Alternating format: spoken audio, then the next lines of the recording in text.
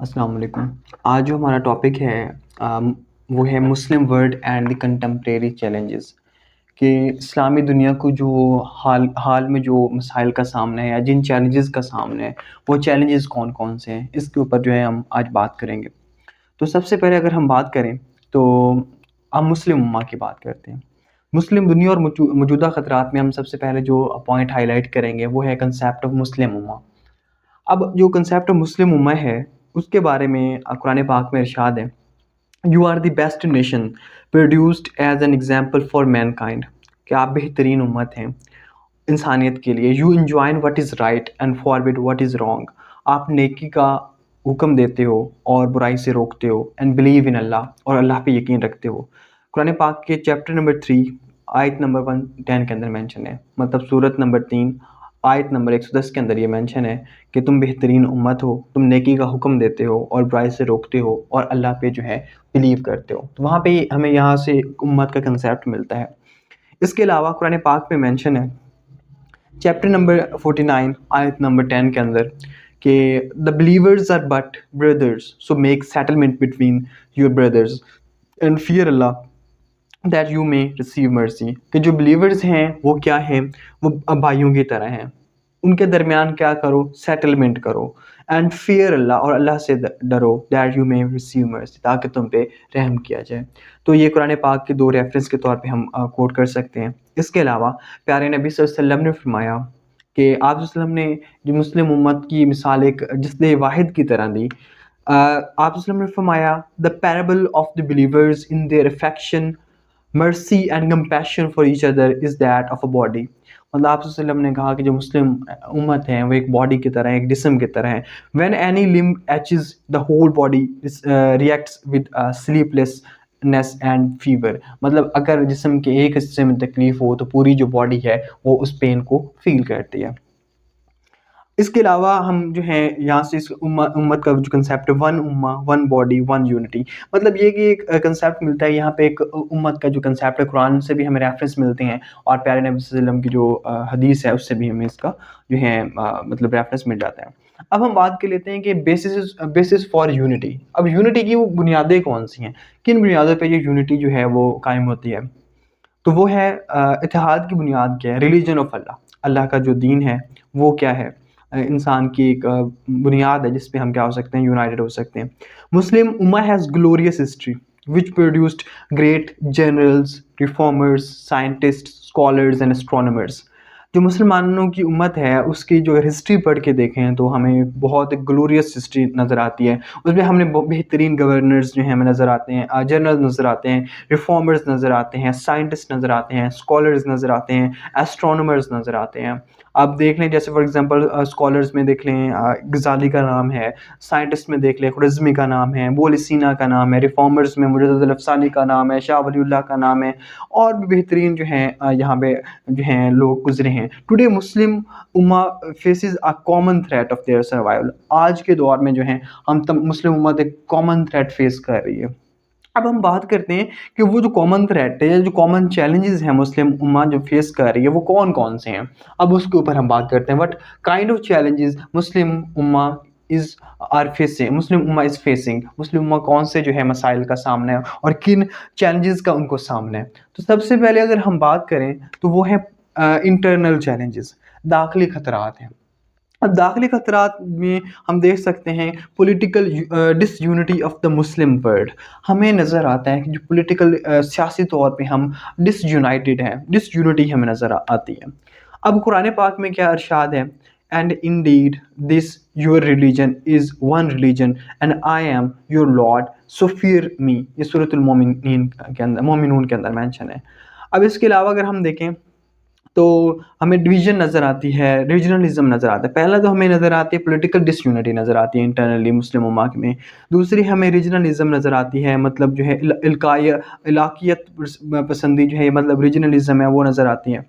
अब कुरान पाक में क्या इरशाद है कि O mankind indeed we have created you from one male and female and made you peoples and tribes that you may know one another, कि अल्लाह ताला फरमाते हैं कि ए इंसान, ऐ इब्ने आदम कि मैंने तुम्हें एक मर्द और एक औरत से पैदा किया और तुम लोगों के जो ट्राइब्स हैं इसलिए बनाए ताकि तुम एक दूसरे को पहचान सको। Indeed the most noble of you in the sight of Allah is the most righteous of you, कि अल्लाह के नज़दीक तुम में से बेहतरीन वो है जो तकवा वाला है। Indeed Allah is knowing and acquainted, बेशक अल्लाह ताला जानने वाला है और मतलब जो है अल्लाह ताला को इल्म है।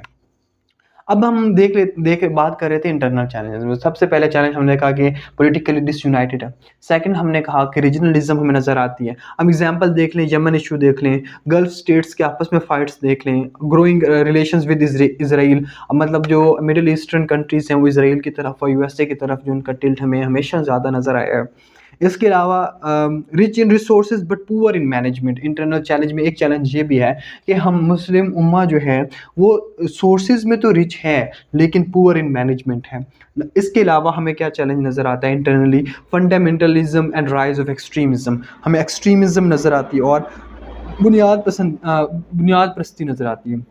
अब हमें fundamental to religion is good but fundamental to one's own thought is extremism. मतलब फंडामेंटल होना गलत नहीं है, मतलब अपनी बुनियादों के साथ जो है जुड़े रहना गलत नहीं है, लेकिन अपनी बुनियादों से इस हद तक जुड़ जाना है कि दूसरों को जो है मतलब हेट और जो है एक्सट्रीम वे में देखना, तो उसको हम क्या कहते हैं, एक्सट्रीमिज्म कहते हैं। अब इसके अलावा अगर हम बात करें तो इंटरनली हमें जो चैलेंज है लस्ट ऑफ मटेरियलिज्म है और मॉरल डिक्लाइन हमें नज़र आता है। अब इसके अलावा इलिटरेसी है बहुत ज़्यादा, lagging behind in science and technology के अंदर हम लैग कर रहे हैं, टेररिज्म का हमें सामने है। तो ये वाले चैलेंजेस क्या हैं, ये इंटरनल चैलेंजेस हैं जो मुस्लिम उम्मा को जो है वो फेस कर रही हैं। तो आप इसको कम्प्रिहेंसिवली वे में जो इंटरनल चैलेंजेस को एक्सप्लेन कर सकते हैं। अगर हम एक्स्ट्रा इसके अलावा पॉवर्टी भी है, कंसंट्रेशन ऑफ वेल्थ का प्रॉब्लम है, redefining the role of women के जो है इश्यूज हैं वो जो है यहाँ पे काफ़ी ज़्यादा जो है एम्फेसाइज किए जाते हैं। इसके अलावा एक्सटर्नल चैलेंजेस का सामना है, मतलब एक्सटर्नली हमें कौन कौन से जो हैं चैलेंजेस का सामना है, बैरूनी खतरात क्या हैं। नंबर वन, ग्लोबलाइजेशन एक खतरा है मुस्लिम उम्मा के लिए। जैसे कि अब ट्रेड में देख लें, एफडीआई, माइग्रेशन, डिपेंडेंसी, मतलब ये कि हमारी जो डिपेंडेंसी है मुस्लिम उम्मा की वो जो दूसरे वेस्टर्न वर्ल्ड पे इंक्रीज़ होती जा रही है। फॉर एग्जांपल जैसे हम पाकिस्तान की बात कर लें तो हम जो ट्रैप हो चुके हैं डेट ट्रैप में, मतलब कहा लगे लोन ले के जो आईएमएफ और वर्ल्ड बैंक या जो वेस्टर्न कंट्रीज़ हैं उनकी इन्फ्लुएंस के अंदर हैं। इसके अलावा जो है मीडिया एंड कल्चरल इन्वेजन, अब हमारा जो कल्चर है वो अमेलगमेट होता जा रहा है वेस्ट के साथ, तो काफ़ी हद तक हो चुका है। उसमें जो रोल किसका है, मीडिया का है, और जो है कल्चरल इन्वेजन मतलब जो है मूवमेंट और जो एक्सचेंज ऑफ कल्चर्स की वजह से जो है हमें जो है मिक्सअप सा एक नज़र आता है। इसके अलावा हमारे मुस्लिम उम्मा में कोई वीटो पावर नहीं है, तो ये भी एक्सटर्नली एक वीक पॉइंट है मुस्लिम उम्मा का कि जो 5 वीटो पावर्स उसमें जो एक इस्लामिक कंट्री एक भी नहीं है। तो ये इंटरनल चैलेंजेस, और ये फिर ये हमने एक्सटर्नल चैलेंजेस की भी बात की। थर्ड जो पॉइंट है वो है आइडियोलॉजिकल चैलेंजेस का भी हमें सामने है। आइडियोलॉजिकल चैलेंजेस में जो है लाइक जो है कंसंट्रेशन ऑफ वेल्थ, अब जो निज़ाम है यहाँ पे कैपिटलिज्म हमें नज़र आ रहा है दुनिया के नक्शे पे ज़्यादा, जिसमें एक्सप्लॉयटेशन होती है किसकी, वर्किंग क्लास की। इसके अलावा इंटरेस्ट बेस्ड इकोनॉमीज़ हैं, मतलब इंटरेस्ट जो है वो इन सिस्टम्स में पाया जाता है, जो एक चैलेंज है क्योंकि इस्लाम में जो है सूद हराम है। कम्युनिज्म जो है, या दूसरी तरफ देख लें तो इश्तराकियत है, it denies the role of religion while ideology of an Islamic state is based on religion. दूसरी तरफ जो है कम्युनिज्म है दुनिया के अंदर, जो क्या करता है, रिलीजन को डिनाई करता है, लेकिन इस्लाम हमारी बुनियाद जो है, हम एक आइडियोलॉजिकल कंट्री हैं या आइडियोलॉजिकल कंट्रीज़ हैं, हमारी जो बुनियाद है इस्लाम के ऊपर है। Dignity of man is compromised while Islam grants special status. Communism के अंदर जो डिग्निटी ऑफ मैन है वो भी कम्प्रोमाइज़ होती है, लेकिन इस्लाम जो एक स्पेशल स्टेटस देता है। अब dictatorship while Islam focuses on consultation. अब एक तरफ हमें डिक्टेटरशिप दुनिया में नज़र आती है कुछ ममालिक के अंदर, मतलब इवन के जो है इस्लामिक कंट्रीज़ में नज़र आती है, लेकिन इस्लाम किस चीज़ पे फोकस करता है, कंसल्टेशन के ऊपर फोकस करता है। State has unlimited power, Islam grants जो है लिमिटेड पावर्स। जो डेमोक्रेटिक वर्ड्स या दूसरी चीज़ें हैं वो स्टेट को अनकंट्रोल्ड और अनलिमिटेड पावर्स प्रोवाइड करते हैं, जबकि इस्लाम जो है लिमिटेड पावर्स की बात करता है। No concept of personal and political freedom, while Islam grants complete freedom. अब जो है इन कम्युनिज्म या में देख लें तो जो पॉलिटिकल फ्रीडम वगैरह है जो हासिल नहीं होती, या पर्सनल फ्रीडम हासिल नहीं होती, जैसे नॉर्थ कोरिया में आप देख लें, आप जो है रशिया के अंदर देख लें, लेकिन इस्लाम जो है क्या करता है, कंप्लीट फ्रीडम जो है वो ग्रांट करता है। तो ये तीन तरह के जो मेन चैलेंजेस का सामना है मुस्लिम उम्मा को। अगर फोर्थ पॉइंट पे आ जाए तो वो पॉलिटिकल चैलेंजेस का भी सामना है। अब पॉलिटिकल चैलेंजेस में देखें तो हम मिडिल ईस्ट जो है क्राइसिस के अंदर है, यमन देख लें, सीरिया देख लें, इसके अलावा जो इराक आप देख लें, इसके अलावा जो है वीक डेमोक्रेसीज हैं, इसके अलावा शिया सुन्नी डिवीजन है, शिया सुन्नी लड़ाइयाँ हैं, लोकल नेशनलिज्म है, और ग्लोबलाइजेशन वेस्ट बेस्ड है। मतलब लगा लें कि ये भी पॉलिटिकल क्राइसिस का सामना है। इस तरह जो है हम अंदर से क्या हो चुके हैं, डिसहार्मोनाइज हो चुके हैं, टूट चुके हैं। इसके अलावा सोशल चैलेंजेस का भी सामना है और कल्चरल चैलेंजेस का सामना है मुस्लिम उम्मा को। अब सोशल और कल्चरल चैलेंजेस कौन से हैं, उसमें ह्यूमनिज्म, सेकुलरिज्म, लिबरलिज्म जैसे कंसेप्ट, मॉडर्नाइजेशन के concept, media and society degradation. तो ये जो है चैलेंजेस इनका भी हमें सामने है। इसके अलावा इंटेलेक्चुअल चैलेंजेस का भी सामने है मुस्लिम उम्मा को, कि यहाँ पे एजुकेशन और रिसर्च, लैक ऑफ एजुकेशन है, लैक ऑफ रिसर्च है, less importance on female education. आज हमें इसकी एग्जाम्पल अफगानिस्तान नज़र आता है कि किस तरह जो है वो बैन कर दिया, हम ये कर रहे हैं अभी जो है विमेन एजुकेशन को, लेकिन इस्लाम क्या है, हमें एजुकेशन का राइट देता है। इसके अलावा हमारी डिपेंडेंसी जो है वेस्ट के ऊपर बढ़ चुके हैं, इंटेलेक्चुअली हम डिपेंडेंट हैं वेस्ट के ऊपर, तो ये भी हमें चैलेंज है। इसके अलावा इकोनॉमिक चैलेंजेस का सामना है। जो मुस्लिम उम्मा है, जो मुस्लिम कंट्रीज़ हैं, 57 कंट्रीज़ हैं जो OIC का हिस्सा हैं, उनमें क्या है, वेस्ट के ऊपर डिपेंडेंसी हमें बहुत ज़्यादा नज़र आती है, गुर्बत नज़र आती है। ट्रेड के अंदर हमें जो है डिपेंडेंसी है उनके ऊपर, इंटरेस्ट बेस्ड अब इकोनॉमीज़ हो चुकी हैं। अब जो ज़कात का सिस्टम है प्रॉपर्ली इम्प्लीमेंटेड नहीं है इन ममालिक के अंदर। तो ये 7 तरह के जो कम्प्रीहेंसिव चैलेंजेस हैं जो मुस्लिम उम्मा को इनका सामना है। अब हम बात कर लेते हैं what are the responsibilities of Muslim ummah. Muslim ummah की जो है रिस्पॉन्सिबिलिटीज़ क्या हैं, उनकी जिम्मेदारी क्या है। जैसे कि एक मतलब जो है शेर भी है कि हरम पाक भी, अल्लाह भी, कुरान भी एक, कुछ बड़ी बात थी जो होते मुसलमान भी एक हो मुस्लिम हरम की पासबानी के लिए, नील के साहिल से लेकर ताबखा के काशगर। मतलब ये कि यहाँ पे हमें यूनिटी का जो है दर्स मिलता है। तो understanding, implementation and preaching of sharia. तो रिस्पॉन्सिबिलिटी है मुस्लिम उम्मत की कि वो क्या करें, वो अंडरस्टैंड करें, वो इम्प्लीमेंट करें और प्रीच करें शरिया को। 3 बातें हुई हैं। शरीयत को सबसे पहले तो वो अंडरस्टैंड करें। जो सूडो स्कॉलर्स थे, जो मेन स्ट्रीम हुए हैं, उनको क्या किया जाए, साइड लाइन किया जाए। मेन स्ट्रीमिंग जो है जो इंटेलेक्चुअल्स हैं, जो एजुकेटेड वेल लर्नड माइंड्स हैं, उनको किया जाए, ताकि जो अंडरस्टैंडिंग हो शरीयत की वो स्ट्रॉन्ग हो। उसके बाद इम्प्लीमेंटेशन स्ट्रॉन्ग हो। उसके बाद जो प्रीचिंग है, जो तबलीग है शरीयत की, वो भी बहुत अच्छे अंदाज में की जानी चाहिए। सेकंड जो मुस्लिम उम्मत की जो जिम्मेदारी है, इस्टेब्लिशमेंट ऑफ जो खिलाफत शरिया। मतलब जो है खिलाफत का कंसेप्ट हमें मिलता है, अगर हम इस्लामिक हिस्ट्री को स्टडी करें तो हमारे 4 खुलफाए राशिदीन जो गुजरे हैं, तो हमें खिलाफत से जो चीज़ें हैं सीखनी चाहिए। जिहाद एंड इतिहाद, मतलब जिहाद को ज़्यादा अच्छे अंदाज में एक्सप्लेन करने की ज़रूरत है कि जिहाद कहाँ पे होना चाहिए और कब होता है इंसान के ऊपर भी फ़र्ज़। इसके अलावा इतिहाद के ऊपर बात होनी चाहिए। इतिहाद क्या है, लिविंग सोर्स ऑफ शरिया। इसके अंदर मतलब ये अगर कोई नया मसला खड़ा हो गया है तो उसके ऊपर जो मुख्तलिफ उलमाए कराम इकट्ठे होंगे और जो है वो कोशिश करेंगे उसका सोल्यूशन फाइंड आउट करें। अब हम देखते हैं कि what are the suggestions for the future development, कि कौन कौन सी सजेशंस हैं कि आप जो है फ्यूचर में डेवलपमेंट हासिल करना चाहते हैं। तो number 1, attainment of veto power bye Muslim countries. हमारे पास वीटो पावर नहीं है। जो 5 कंट्रीज़ के पास वीटो पावर है वो वेस्टर्न कंट्रीज़ हैं, या मतलब जो है नॉन मुस्लिम कंट्रीज़ हैं। तो हमें कोशिश करनी है कि हम 57 कंट्रीज़ हैं कि वीटो पावर हासिल करें UN के अंदर।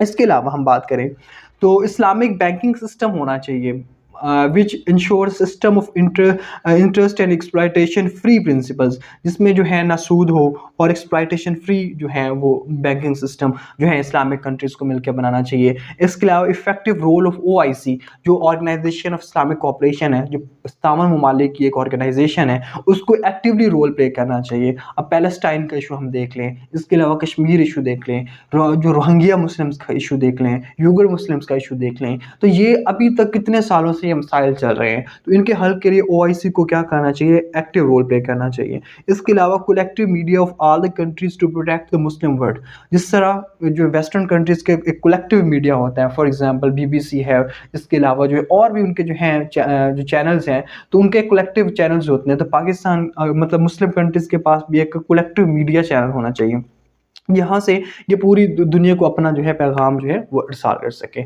इसके अलावा कॉमन करेंसी होनी चाहिए। देखें अभी पूरी दुनिया में डॉलर की हेगमनी है या हेजमनी है, कि मतलब उसका रूल चल रहा है। अब जो है चाइना अपना जो है युआन उसको क्या कर रहा है, फैला रहा है, स्प्रेड कर रहा है। इसी तरह मुस्लिम कंट्रीज़ को भी चाहिए कि कॉमन करेंसी बनाएं, ताकि इससे इनको बेनिफिट हो। लेस रिलायंस ऑन यूएसडी, मतलब डॉलर पे कम से कम रिलायंस करें। कॉमन ट्रेड मार्केट बनाएं और कॉमन कोर्ट ऑफ जस्टिस बनाएं। जिस तरह इंटरनेशनल कोर्ट ऑफ जस्टिस है पूरी दुनिया की, उस तरह इस्लामिक कोर्ट ऑफ जस्टिस भी होनी चाहिए इंटरनेशनली, की जो मुस्लिम कंट्रीज़ के मसाइल हैं उसमें हल हो सके। तो ये सजेशंस हैं। अब हम एक जो कंसेप्ट हैं जिनको समझने की ज़रूरत है, वो है एक्सट्रीमिज़म एंड मुस्लिम फंडामेंटलिज्म। अब ये क्या चीज़ें हैं? इंतहा पसंदी और जदीद मुस्लिम बुनियाद परस्ती, इसमें क्या चीज़ें हैं? अब जो फंडामेंटलिज्म है, apply to certain specific scriptures, dogmas, or ideologies, and a strong sense of the importance of maintaining in-group and out-group distinctions. It is an attachment with the basic building block and ideology. इसका मतलब है कि extremism में ये हो जाता है, fundamentalism में ये होता है कि आप अपने बेसिक बिल्डिंग ब्लॉक से बहुत ज़्यादा स्टिक कर जाते हो। A religious connotation that indicates unwavering attachment to a set of irreducible beliefs, मतलब आप इतने रिजिड हो जाते हो। मुस्लिम्स आर फंडामेंटलिस्ट, ये एक जो है मिसलीडिंग कंसेप्ट है। Misleading by those who suggest that all mainstream Muslim believe in the literal divine origin and perfection of the Quran and therefore fundamentalist, मतलब जो फंडामेंटलिस्ट एक तरफ से जो नेगेटिव चीज़ नहीं है। फंडामेंटलिज्म का मतलब ये कि आपने अकायद को जो है और कुरान पाक और जो शरीयत के साथ बहुत ज़्यादा अटैच हो। अब इसको नेगेटिवली कॉनोटेट किसने किया?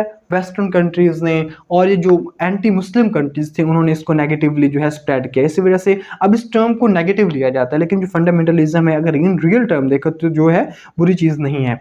सम एग्जाम्पलरी इस्लामिक फंडामेंटलिस्ट जैसे कि सैयद कुतुब हैं, अबू अल मदूदी हैं, इसरार अहमद हैं, तो ये फंडामेंटलिस्ट हैं, मतलब अकायद और शरीयत की बात करते थे, स्ट्रिक्टली बात करते थे। तो ये एक नेगेटिव चीज़ तो नहीं है, पॉजिटिव चीज़ है। अब हम बात कर लेते हैं कि the Wahhabi movement and its funding by Saudi Arabia is often described as being responsible for the popularity of contemporary Islamic fundamentalism from the specific regional context. Islamic fundamentalism can be seen as a branch of this far right. अब इसमें जो है Wahhabism हमें नज़र आता है अभी जो है उसमें जो KSA ने बहुत ज़्यादा इन्वेस्टमेंट की। इवन के 1980s में हम जब देखें कि अफगान जिहाद हो रहा तो उस वक्त जो है इन्होंने क्या किया, इसको प्रमोट करने में बहुत ज़्यादा प्रमोट किया। अब क्रिटिसिज्म क्या आता है फंडामेंटलिज्म के ऊपर? The term Islamic fundamentalism has been criticised by Bernard Lewis. उसने इस तरह इसको क्या किया, क्रिटिसाइज किया। Lewis, a leading historian of Islam, believes that although the use of this term is established and must be accepted. अपने अकायद और नज़रियात के साथ मुंसलिक हो जाना, अपने नज़रियात के साथ दूसरों के नज़रियात की भी कदर करना। अब फंडामेंटलिज्म में वो ये बात करता है कि हमें जो है अपने अकायद के साथ भी जुड़ा रहना चाहिए, लेकिन दूसरों के अकायद और उनके नज़रियात की भी क्या करनी चाहिए, कदर करनी चाहिए। तो जो है इसको नेगेटिव एक टर्म लेने के बजाय इसको एक पॉजिटिव वे में जो है इसको इंटरप्रेट करने की ज़रूरत है। हम अपने नेक्स्ट जो है एपिसोड में बात करेंगे अबाउट एक्सट्रीमिज़म। तो अब इस पूरे जो है अगर हम इस पूरे लेक्चर को अगर हम रीकैप करें तो इस तरह कर सकते हैं कि जो मुस्लिम वर्ल्ड है एंड द कंटेम्प्रेरी चैलेंजेस की हमने बात की। तो सबसे पहले हमने मुस्लिम उम्मा की बात की, तो प्यारे नबी वसल्लम ने फरमाया कि मुसलमान क्या है, कि जस्द वाहिद की तरह है। कुरान पाक के रेफरेंसेस की बात की। फिर हमने कहा कि जो बेसिस है यूनिटी की वो क्या क्या है, उसमें हमने कहा कि जो हमारा दीन है इस्लाम है वो बेसिस प्रोवाइड करता है हमारी यूनिटी की। फिर हमने चैलेंजेस की बात की कि मुस्लिम उम्मा को कौन कौन से जो चैलेंजेस का सामना है, तो उसमें हमने बात की कि इंटरनल चैलेंजेस का सामना है बहुत ज़्यादा, एक्सटर्नल चैलेंजेस का सामना है, आइडियोलॉजिकल चैलेंजेस का सामना है, पॉलिटिकल चैलेंजेस का सामना है, सोशल एंड कल्चरल चैलेंजेस का सामना है, इंटेलेक्चुअल एंड इकोनॉमिक चैलेंजेस का सामना है। फिर हमने रिस्पॉन्सिबिलिटीज़ ऑफ मुस्लिम उम्मा की बात की, फिर कुछ सजेशंस दी, फिर हमने फंडामेंटलिज्म के बारे में बात की, और एक्सट्रीमिज्म के बारे में हम अपने नेक्स्ट एपिसोड में बात करेंगे। होप सो ये आपको टॉपिक समझ आ गया होगा। Thank you.